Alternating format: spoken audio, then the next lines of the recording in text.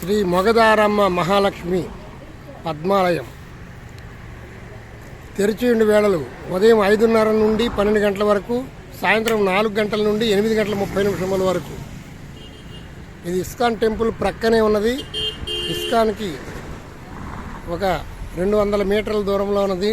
ఆలయం చాలా అద్భుతంగా ఉంది. లోపలికి వెళదాం రండి. ఇరువైపులా ద్వారపాలకులు ఉంటారు.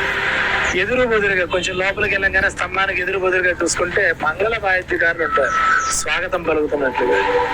అలాగే లోపలి పక్క భక్తుల సమూహం అంతా కూడా వస్తున్నట్టుగా యువతల పక్క ఉంటుంది. అవతల పక్క దేవాలయం అంతా ఆఖరి దశ, అంటే ప్రదక్షిణ చేసుకుని ఇట్లా వస్తారు. ఆఖరిలో అక్కడ ఈ యజమాని వారికి ఎంతో ప్రీతికరమైనటువంటి కళాకారులు ఎవరయ్యా వాళ్ళు అంటే మంగళంపల్లి బాలమురళీ కృష్ణ గారు, త్యాగరాజస్వామి అయితే వీరి యొక్క పై భాగానికి తీసుకుంటే దక్షిణ భారతదేశంలోనూ ఉత్తర భారతదేశంలోనూ కూడా విశేషంగా నదులు ఉన్నాయి. మనకి జీవనదులు 12 నదులు ఉన్నాయి. గంగా, గోదావరి, కృష్ణ, కావేరి ఇట్లా చెప్పుకుంటూ ఉంటాయి. అలాగా దక్షిణ భాగంలో వచ్చేసి దక్షిణ భారతదేశానికి సంబంధించిన, ఉత్తర భాగానికి సంబంధించిన అట్లా ప్రమాణాలుగా ఆ నదీ దేవతల్ని చెక్కించే రూపాలు అలాగే పేర్లతో సహా ఏర్పాటు చేశారు, భక్తులకు అర్థం కావాలని ఉద్దేశం. వారికి కొంచెం పై భాగానికి వెళితే పుష్కరుడు ఉంటాడు. మనకి ఇప్పుడు ఫర్ ఎగ్జాంపుల్ కుంభమేళా వచ్చింది ప్రస్తుతం. అట్లాగే మనకి ఏడాదికి ఒకసారి ఒక్కొక్క నదికి 12 సంవత్సరాలకు ఒకసారి పుష్కరాలు వస్తూ ఉంటాయి. ఆ పుష్కరాలన్నీ కూడా ఎలా మనం నిర్ణయించుకుంటామంటే పుష్కరుడు వచ్చి అందులో అదే స్నానం చేశాడని చెప్తూ ఉంటారు, మునిగారు, అందులో నివసించారు. అట్లా ఆ పుష్కరుడు యొక్క రూపం ఏంటి అనేది అక్కడ తెలుస్తుంది. ఆ పుష్కరుడు ఉంటారు. అట్లాగే ఒక పక్క బ్రహ్మదేవుడు, మరొక పక్క పరమశివుడు. పైన ముక్కోడి దేవతలందరికీ కూడా ఈ సన్నిధిని దర్శించండి అని చెప్తూ యక్షిణి రూపాలు. అట్లా లోపలికి ప్రవేశించగానే ప్రాకారం అంతా కూడా బయట నుంచి చూస్తే గజరాజుల సమూహం అంతా మోస్తుందా అన్నట్లుగా ఉంటుంది. అలాగే ప్రాకారం అంతా కూడా మనకి మన హిందూ సంప్రదాయాన్ని ప్రబోధించేలాగా స్వస్తిక్కు, కలశము, పద్మము, కమలము ఇవే ఉంటాయి. అలాగే తృణ జ్యోతిర్లతలు హిమాలయ ప్రాంతంలో ఒక కళ ఉంటుంది, దానికి నక్షత్రాకృతులు ఉంటాయి ఆ రూపాలు. అట్లా లోపలికి వెళితే కారుడు అనే రూపము ప్రదక్షిణ పూర్వకం చేస్తూ ఉంటే కారుడు చాలా విశేషమైన రూపం, శివుడు. ఆయన ఒక కనుతో ప్రేమగాను మరొక కనుతో ఉగ్రంగాను చూస్తూ ఉంటాడు. ఆయన పై భాగాన్ని చూస్తే ఆదిశేషుడి పైన నిద్రిస్తున్న నారాయణమూర్తి. అలాగే దశావతారాలు, వెనక పక్క జంట నాగులు అంటాం, సంతాన దేవతలు. అట్లాగే మధ్యలో ఇరుపక్కల మధ్య జంట నాగులు ఉంటారు. మధ్యలో ధర్మార్థ కామ్య మోక్షాయ అమృతస్య పుత్ర అని ఒక విశేషమైన రూపం కలిగినటువంటి ఒక చెట్టు ఉంటుంది. మానవుడంతా కూడా ఈ సుఖ భోగ భాగ్యాలకి దాసుడైపోయి ఇక్కడిక్కడే మురికి బాకలాగా ఇక్కడే మురుగుతూ ఉంటాడు. ఇది కాదరా మానవ జన్మ, ఉత్తీర్ణమైనటువంటి స్థితికి చేరుకోవాలంటే సాక్షాత్తు సాధన చేస్తూ పరమాత్మని చేరుకో అని చెప్పి చిన్న సూక్ష్మమైనటువంటి అర్థం ఉంటుంది.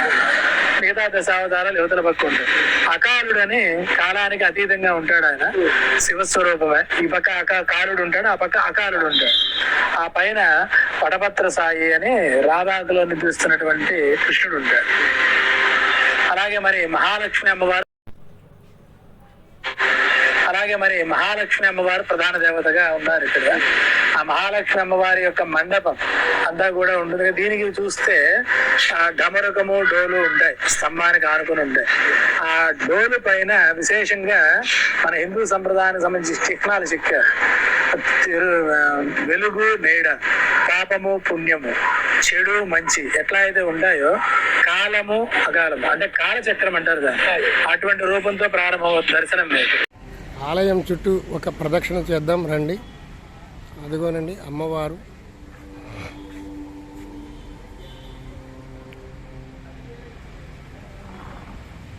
ఒక దివ్యమైన శక్తి చూడండి, వైబ్రేషన్ వస్తుంది అమ్మవారి గర్భాలయం నుండి. మీరు గమనించారో లేదో, ఒక రకమైన వైబ్రేషన్ వస్తుంది. అమ్మవారి శక్తి స్వరూపం అది.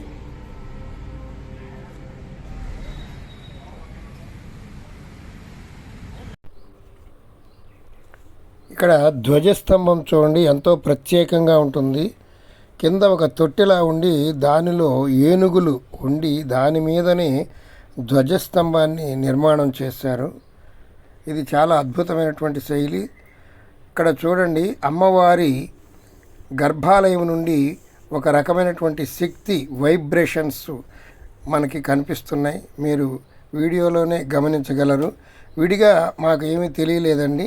వీడియోలో మేము ఇంటికి వచ్చి చూసిన తర్వాత ఆ వైబ్రేషన్స్, శక్తి స్వరూపాలు, పాజిటివ్ ఎనర్జీ బయటికి వస్తున్నట్టు మేము ఫీల్ అయ్యాం. చాలా అద్భుతంగా ఉంది. ఇక్కడ ఆలయం ప్రహరీ గోడ చుట్టూ కూడా ఏనుగులను చెక్కారు. చాలా అద్భుతంగా ఉంది. ఆ ఏనుగులు ఈ ఆలయాన్ని మోస్తున్నట్లుగా చిత్రీకరించడం చాలా గొప్ప విశేషం. ఇవంతా కూడా గ్రానైట్ రాళ్లతోటి చెక్కించారు. మన దేశంలో దొరకనటువంటి గ్రానైట్ రాళ్లను ఇతర దేశాల నుండి కూడా తెప్పించి వారు చేయించడం జరిగింది. సూరపనేని లక్ష్మీప్రసాద్ గారు అనేటువంటి ఒక మహానుభావుడు ఈ ఆలయాన్ని నిర్మించడానికి పూనుకొని వారి యొక్క శాయశక్తులు వడ్డి ఎంతో అద్భుతంగా, సుందరంగా మన విశాఖ నగరానికి మకుటంగా ఈ ఆలయాన్ని నిర్మించడం విశేషం. ఇక్కడ 3 అమ్మలు కొలువై ఉన్నారు. 1 మొగదారమ్మ, 2 దుర్గాలమ్మ, 3 నూకాలమ్మ. ఈ 3 అమ్మలు కూడా కొన్ని వందల సంవత్సరాల క్రితం నుంచి ఇక్కడ కదంబ వృక్షముల క్రింద వారు పూజలు అందుకుంటూ ఉన్నారు. ఇక్కడ ఇప్పుడు ఆలయం నిర్మించడం జరిగింది. చాలా అద్భుతంగా ఉంది. రండి చూద్దాం. ఇంకా అమ్మవారు చూడండి ఎంత ముచ్చటగా ఉన్నారో. కోరిన కోర్కెలు తీర్చే తల్లి మగదారమ్మ తల్లి.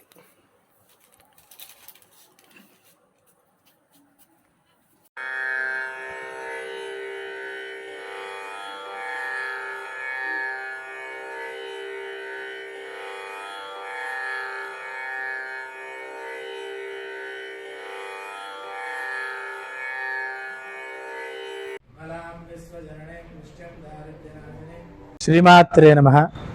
ఈ దేవాలయం శ్రీ మొగదారమ్మ మహాలక్ష్మి అమ్మవారి దేవాలయంగా చెప్తూ ఉంటారు.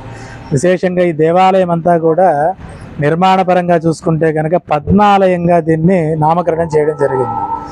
ఇక్కడ సహజ సన్నిధి అని కదంబ వృక్షాల దిగువ భాగాన వందల సంవత్సరాల నుంచి భక్తులందరూ కూడా మొగదారమ్మ, దుర్గాలమ్మ, నూకాలమ్మలుగా అమ్మవారిని సేవించుకుంటూ మొక్కులు తీర్చుకుంటూ ఉన్నారు. అయితే అక్కడ దేవాలయం నిర్మించాలని గ్రామస్తులందరూ కూడా నిర్ణయించుకొని వారు సూరపనేని లక్ష్మీప్రసాద్ గారు అనేటువంటి ఒక యజమానిని కోరుకోవడం జరిగింది. ఆయన ఈ దేవాలయం అంతా కూడా నిర్మించడానికి అమ్మవారిని అనుగ్రహంతో ప్రార్థన చేస్తూ ఈ దేవాలయాన్ని ప్రారంభించారు కట్టడానికి. అయితే ఆ సందర్భంలో అమ్మవారంతా కూడా విశేషంగా ఎట్లా అంటే సహజ సన్నిధిగా ఇక్కడ నేను ఇలా రూపంలోనే శిలారూపంలో ఇట్లాగే ఉంటూ ఎండకు వానకు తడుస్తూ ప్రకృతి పరంగా ఇట్లాగే ఉంటాను. నాకు పక్కనే ఉండేటువంటి స్థలాన్ని స్వీకరించి అక్కడ విశేషమైనటువంటి హిందూ సంప్రదాయానికి సంబంధించినటువంటి చిహ్నాలు, మన భారతదేశంలో ఉండేటువంటి సాంస్కృతిక నృత్య కళలు, ఇట్లా విశేషమైనటువంటి దేవతామూర్తులను అలాగా దర్శనమిస్తూ ఉండేలాగా రూపకళలన్నీ కూడా అమ్మవారే ప్రతిదీ కూడా పూసగుచ్చినట్లుగా చెప్తున్నట్లుగానే ఆయనకి భావాలు వస్తూ ఉండేవి. భావన అమ్మవారి యొక్క చెప్తున్నారు నాకనే భావనగా ఉండేది. ఆ భావన రూపంలో అమ్మవారు చెప్పినట్లుగా ఆయన నోట్ చేసుకుంటూ ఉండేవారు. అదంతా కూడా చెప్పడం పూర్తయింది. శిలారూపం అంతా, శిల్పకళంతా, సంప్రదాయం అంతా అయిన తర్వాత రేపొద్దున ఎవరైనా వచ్చి ఈ దేవాలయం ఇట్లా కట్టావు, ఏ ప్రమాణంతో కట్టావు అనే క్వశ్చన్ రాకుండా ఉండడం కోసం గాను ప్రశ్న ఎవరు వేయకూడదు. ఆ ఉద్దేశంతో ఆయన స్థపతులను, మహాపండితులను ఎంతోమందిని కలిశారు. ఆయన దగ్గరగా ఒక 3000 క్షేత్రాల వరకు తిరిగారు. ఆయన తిరిగినప్పుడు ఆయన యొక్క అనుమానము, ఆయన యొక్క సందేహాలు అన్నీ కూడా అడుగుతూ అమ్మవారే నాకు ఇలా చెప్పినట్లు అనిపించిందండి, ఈ రూపంలో ఈ విధానాలతో ఈ దేవాలయం నిర్మించవచ్చా అని వాళ్ళని అడగడం. ఆయన తర్వాత వాళ్ళందరూ కూడా ఒకళ్ళు ఎవరికి తోచిన సలహాలు వాళ్ళు ఇచ్చేవారు. ఒకళ్ళేమో అమ్మవారే చెప్పినప్పుడు ఎందుకు ఆగుతావు కట్టేయమని, మరొకరేమో కట్టచ్చు తప్పేమి లేదని, కాకపోతే నా దగ్గర ప్రూఫ్ లేదని, ఇట్లా చెప్పుకుంటూ ఎన్నో సంవత్సరాల పాపం ఆయన తిరిగారు. 3000 క్షేత్రాల వరకు తిరిగిన తర్వాత శ్రీమాన్ అగ్నిహోత్రం శ్రీనివాసాచార్యుల వారిని ద్వారకా తిరుమల శ్రీ వైఖానస ఆగమ పాఠశాలలో అధ్యాపకులుగా ప్రారంభం నుంచి కూడా ఆయనే ఉన్నారు. ప్రిన్సిపల్గా చేసి తిరుమల తిరుపతి దేవస్థానం వారి యొక్క యూనివర్సిటీ ఒకటి ఉంది. అక్కడ ఈయన యొక్క అవసరం ఎంతో ఉందని గ్రహించి అక్కడికి చేరారు. అక్కడ ఎంతోమందిని ఉపాధ్యాయుల్ని నిష్ణాతులను చేసి ఎంతో గొప్ప వాళ్ళగా తీర్చిదిద్దారు విద్యార్థులను. అంతేకాదు ఆయనకి ఈ యజమాని వారికి ఒకానొక సందర్భంలో పరిచయం ఏర్పడడం, ఈయన యొక్క ధర్మ సందేహం అంతా కూడా ఆయన అడగడం, ఆయనకి తోచిన సలహా ఆయన ఇవ్వడం, ఇది ఈ నిర్మాణం అంతా కూడా ఈ విధంగా కట్టవచ్చు అనేటువంటి ప్రమాణం అంతా కూడా శ్రీమద్ వైఖానస ఆగమ ప్రమాణాల్లో ఉంది. ఏ విధమైనటువంటి పరంగా అంటే శ్రీ కశ్యప మహర్షి రాసినటువంటి గ్రంథం శ్రీ విమానార్చన కల్పం అనేటువంటి ఒక గ్రంథం ఉంది. దేవాలయాల యొక్క వివరణ అంతా ఉంటుంది. ఎన్ని రకాలుగా కట్టవచ్చు, ఎన్ని విధాలుగా ఉంటుంది, ఆయా ప్రమాణాల యొక్క వివరణ అంతా కూడా దాంట్లో తెలుస్తూ ఉంటుంది. అందులో ఉండేటువంటి వివిధ రకాలైనటువంటి నిర్మాణ యొక్క శైలులన్నీ కూడా ఆయనకి తెలియజేస్తూ మీరు ధైర్యంగా కట్టవచ్చు, అమ్మవారే మీకు ప్రత్యక్షంగా చెప్పారు, దీనికి ఆధారంతో పనే ఉంది మీకు, అయినా సరే మీరు ఆధారం ప్రూఫ్ అనేది ఎదుగుతున్నారు కాబట్టి ఇదిగో నా దగ్గర ఉంది విమానార్చన కల్పం అనే గ్రంథం అని చూపిస్తే ఆయన ఆనందపడిపోతూ శ్రీమాన్ అగ్నిహోత్రం శ్రీనివాసాచార్యుల వారి యొక్క ఆధ్వర్యంలోనే పర్యాయాలు ఆయన వస్తూ ఈ నిర్మాణ సందర్భంలో ఆయన ఆధ్వర్యంలో ఈ శివరూపనేని లక్ష్మీప్రసాద్ గారు ఈ దేవాలయం అంతా కూడా అఖండమైనటువంటి దీక్షతోటి ఎంతో భక్తి శ్రద్ధలతోటి ఆయన పూనుకోవడం, అమ్మవారే ఆయన చేత దగ్గరుండి జరిపించుకున్నారు దేవాలయం అంతా. అయితే ఈ దేవాలయంలో విశేషంగా అమ్మవారు చెప్పిన విధానాలు ఆయనకి భావాల రూపంలో చెప్పారు. అవన్నీ కూడా మనం ప్రత్యక్షంగా ఓరల్గా ఒకసారి చెప్పుకుందాం. చూసుకుంటే దేవాలయం యొక్క ఆరంభంలో మనకి వెళ్తూ ఉంటే లోపల మెట్లెక్కుతూ ఉంటే వచ్చేటువంటి ప్రతి భక్తులు కూడా సాక్షాత్తు పరమాత్మ స్వరూపులు అనే భావం చేత ప్రతి మెట్టుకి కూడా పద్మాలు ఉంటాయి. అలాగే ఇరువైపులా కూడా గజరాజులు స్వాగతిస్తున్నట్లుగా ఉంటాయి. ఆ గజరాజులకు విశేషమైనటువంటి ప్రీతికరమైనటువంటి ఫలం పనస పండు అంటాం. చాలామంది అనుకుంటారు ఏనుకి ఎలక్కాయ ఇష్టమనో అరటిపండు ఇష్టమనో ఏదేదో చెప్తారు. కానీ ప్రమాణాలలో చూసుకుంటే ఏనుగుకి ఏ పండు అంటే ఇష్టమయ్యా అంటే పనస పండు అంటే ఇష్టం. ఆ విషయం ఆయనకు కూడా తెలియదు. అమ్మవారు చెప్పారు పనస పండు పెట్టడం ఏమిటి అని ఆయన కూడా ఆలోచించి వెతికితే ఆయన రీసెర్చ్ చేస్తూ ఉంటే దాంట్లో నిజంగానే ప్రమాణాల్లో తెలిసిందనమాట ఏనుగుకి పనస పండు అంటేనే ఇష్టం అని. అయితే ఆ ఏనుగు యొక్క రూపానికి దిగువ భాగాన ప్రకృతి యొక్క సంపద అంతా ఏర్పడి ఉంది. ప్రకృతి సంపద అంటే చిన్న చిన్న జీవరాశుల నుంచి మానవుడు ఏ విధంగా తన నాగరికతను నిదానంగా పెంపొందించుకుంటూ తన ఆహారాన్ని ఏ విధంగా నియమించుకున్నాడు, ఆహారం శాకాహారిగా ఎలా ఉండిపోయాడు, ఆరోగ్యపరంగా ఎలా ఉండాలి అనేటువంటి విధానం అంతా కూడా చెక్కించారు, శిల్పకళారూపకంగా చెక్కించారు అన్నమాట. ఉదాహరణకి జింకలు, అట్లాగే చెట్లు, మానవుడు క్రూర మృగాలకు భయపడి చెట్లపైన ఇళ్ళు కట్టుకునే విధానం, ఆ తర్వాత పశువులని ఎలా మచ్చిక చేసుకోవాలి, ఆ పశువుల్ని ఏ విధంగా మనం పాడి పంటలకు ఉపయోగించుకోవాలి, నది నుంచి ఏ విధంగా నీళ్లను మనం పంటకి తీసుకోవాలి, ఇట్లాంటిదంతా కూడా ఆయన దినదిన ప్రవర్ధమానంగా ఏ విధంగా అయితే సూక్ష్మ రూపంలో చూస్తే చాలా ముచ్చటగా అనిపిస్తుంది. ఏదో డ్రాయింగ్ చేసినట్లే అనిపిస్తుంది. ఎంతో నైపుణ్యకారులైనటువంటి శిల్పకళాకారులు తీసుకొచ్చారు. చెప్పండి. ఈ డివోషనల్ మైండ్ ప్రజెంట్ చేసే స్తంభాలు ఉన్నాయి చూసారా, ఆ స్తంభాలకి యొక్క దిగువ భాగాన్ని వచ్చి సప్త మాతృకలు ఉంటారండి. ప్రధానంగా వైఖానసాగమ ప్రకారంగా ఈ దేవాలయం నిర్మాణం అయ్యింది. అర్చన విధానం అంతా ప్రతిష్టా కార్యక్రమం వైఖానసాగమం జరిగింది. మరి వైఖానసాగమంలో ప్రథమ పూజ్యుడు ఎవరై అంటే సాక్షాత్తు గణపతి అని చెప్తారు. అంతా కూడా బయట ఏ పూజలు వేసినా గణపతి అంటారు, కానీ గణపతి కంటే ముందు పూజ్యుడే ఉన్నాడు ఒకడు. ఎవరు, ఆయన పేరేమిటి అంటే వికనస మహర్షి యొక్క సంప్రదాయంలో విశ్వక్సేనుడు అని ఉంటారండి. ఆ విశ్వక్సేనుడితో ప్రారంభమయ్యి సప్తమాతృకులందరూ కూడా ఉండి ఈ విశ్వక్సేనుడు విష్ణుగణాధ్యక్షుడు అన్నారు. అట్లాగే శివగణాధ్యక్షుడు అయినటువంటి వీరభద్రుడు ఆఖరిలో ఉంటాడు. ఈ సప్తమాతృకులు ఉంటారు. అలాగే లోపలికి వస్తే పూర్ణకుంభం ఉంటుంది. ఆ పూర్ణకుంభానికి పక్కన ఇరుపక్కల ఏనుగులు ఉంటాయి.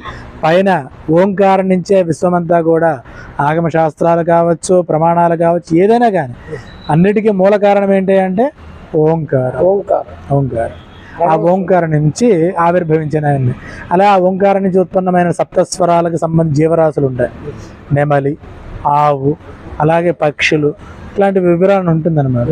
లోపల ప్రధానంగా గర్భాలయంలో మహాలక్ష్మి అమ్మవారు, ఆ మహాలక్ష్మి అమ్మవారి యొక్క పైభాగాన్ని చూస్తే పూర్ణకుంభం, ప్రతిరోజు కూడా పుణ్యావచన చేసి అమ్మవారి యొక్క పైన గూట్లో నియమించి పెడతారు. ఆ పైన చూస్తే చంద్రుడు ప్రాకారం అంతా గర్భాలయంలో ఉంటాడు.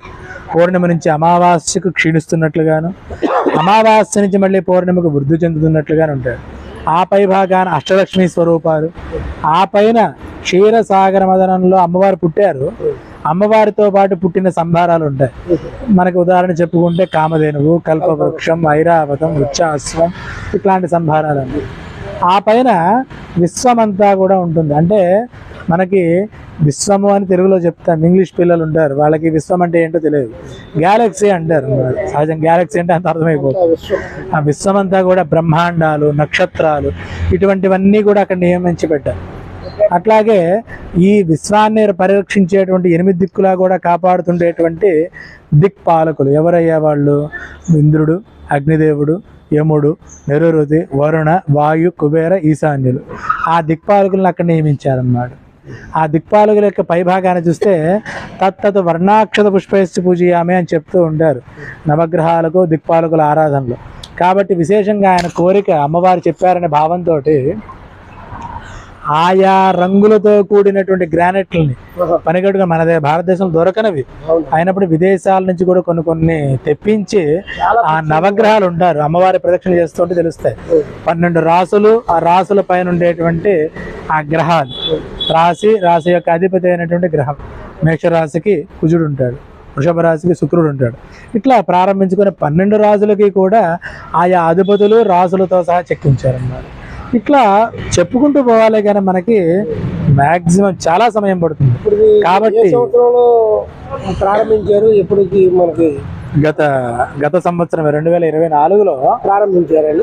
ఏప్రిల్ 21న కుంభాభిషేకం ప్రతిష్ఠ జరిగింది.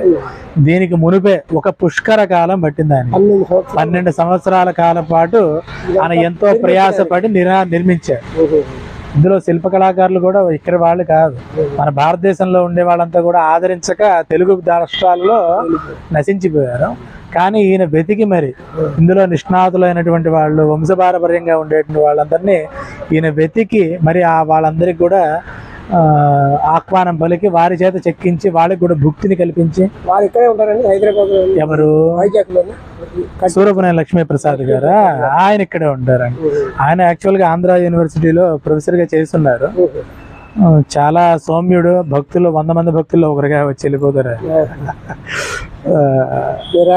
కానీ మేమే ఆయన పేరుని 10 సార్లు చెప్తాం, ఎందుకంటే అటువంటి పుణ్యాత్ముడిని తలుచుకున్న మహాభాగ్యం. అమ్మవారే ఆయనకి మా భావాల రూపంలో కల్పించి చేయించుకున్నారంటే ఆయన్ని తలుచుకోవడం కూడా మన భాగ్యం అనుకో. ఆ రకమైనటువంటి దీనికి దేవాలయం అంతా కూడా అమ్మవారి పద్మాసన స్థానం, పద్మ నిలయ, పద్మప్రియ అంటూ ఉంటాయి. పద్మానికి అమ్మవారికి చాలా సత్సంబంధాలు ఉంటాయి. అందుకని దేవాలయం అంతా కూడా పద్మాకృతిలోనే ఉంటుంది. అన్ని రకాల గ్రానైట్ రకాలతో తీసుకొచ్చి పద్మాలే చేశారంతా కూడా. చాలా విశేషమైన దేవాలయం. దానికి తగ్గట్లుగానే ఇక్కడ ఎదురుగా ఈ పద్మస్తంభం, ఇదంతా కూడా ఒక పెద్ద తొట్టిలాగా ఏర్పాటు చేసి ఒరిజినల్స్ అవన్నీ. ఇప్పుడు మీకు చూడొచ్చు మొగ్గ అక్కడ కనబడుతుంది, ఇవన్నీ ఒరిజినల్సే అన్నమాట. పద్మస్తంభం అన్నమాట. ఎంతో విశేషంగా దానికి ప్రత్యేకతగా ఉంది. అవును, అక్కడ మధ్యలో చూడొచ్చు మృత్యుంజయ యంత్రం ఉంటుంది, ఆ పక్కన స్వస్తిక్ మార్కులు ఉంటాయి, పద్మాలు ఉంటాయి. ఇదంతా ఎంతో విశేషమైనటువంటి సేవ. మీ ద్వారా 10 మందికి తెలియజేయండి, అందరికి వచ్చి ఈ క్షేత్రాన్ని దర్శనం చేయండి. నమస్కారం. ఇది విశేషంగా ఏంటంటే వివరణ ఎక్కువ తీసుకోరు అంతే కూడా, కాబట్టి లెంత్ ఎక్కువ అవుతుందని కాకుండా చేసుకుంటే